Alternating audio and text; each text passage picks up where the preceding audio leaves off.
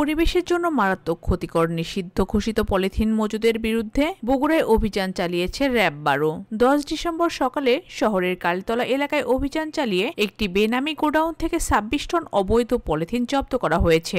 এই সময় ভ্রাম্যমাণ আদালতের মাধ্যমে গোডাউনের ম্যানেজারকে ২ লাখ টাকা অর্থদণ্ড সহ ৩ জনকে বিভিন্ন মেয়াদে কারাদণ্ড দেওয়া হয়। বগুড়া জেলা প্রশাসনের নির্বাহী ম্যাজিস্ট্রেট রশিদুল ইসলাম ঘটনাস্থলে ভ্রাম্যমাণ আদালত পরিচালনা করে অবৈধভাবে পলিথিন মজুদ ও বিক্রির দায়ে গোডাউনের ম্যানেজার হেলালুজ্জামানকে ২ লাখ টাকা জরিমানা ও ১ মাসের বিনাশ্রম কারাদণ্ড দেন। এছাড়া তার সহযোগী রফিকুল ইসলামকে ১ মাস ও জাকারিয়াকে ১৫ দিনের বিনাশ্রম কারাদণ্ড দেওয়া হয়েছে।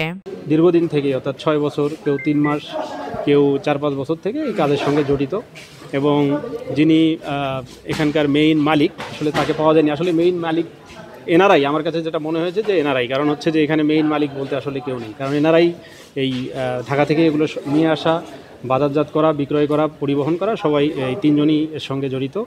আমরা এই জন্য বাংলাদেশ পরিবেশ সংরক্ষণ আইন ১৯৯৫ সংশোধিত ২০১০-এর ৬-এর ক ধারায় ২ লক্ষ টাকা অর্থদণ্ড দিয়েছি হেলালুজ্জামানকে, যিনি মূলত এখানের ম্যানেজার হিসেবে কর্তব্যরত ছিলেন এবং সাথে যে ২ জন আছেন তারাও দীর্ঘদিন থেকে এই ব্যবসার সঙ্গে জড়িত।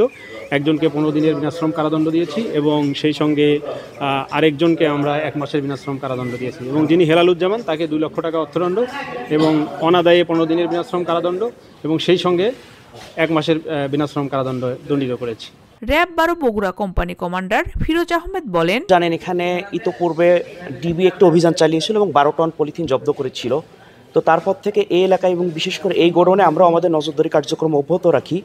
তো আমরা যখন জানতে পারি গতকালকে রাতে এখানে বিপুল পরিমাণে পলিথিনের স্টোরেজ করা হচ্ছে, তখন আমরা এসে যাচাই করার পরে পরিবেশ অধিদপ্তরকে জানাই এবং পরিবেশ অধিদপ্তর তখন এক্সিকিউটিভ ম্যাজিস্ট্রেটের উপস্থিতিতে এখানে একটি মোবাইল কোর্ট পরিচালনা করে। আমরা ভবিষ্যতেও আমাদের নজরদারি অব্যাহত রাখবো। আমরা চেষ্টা করব বগুড়াকে পলিথিন মুক্ত শহর হিসেবে গড়ে তোলার জন্য।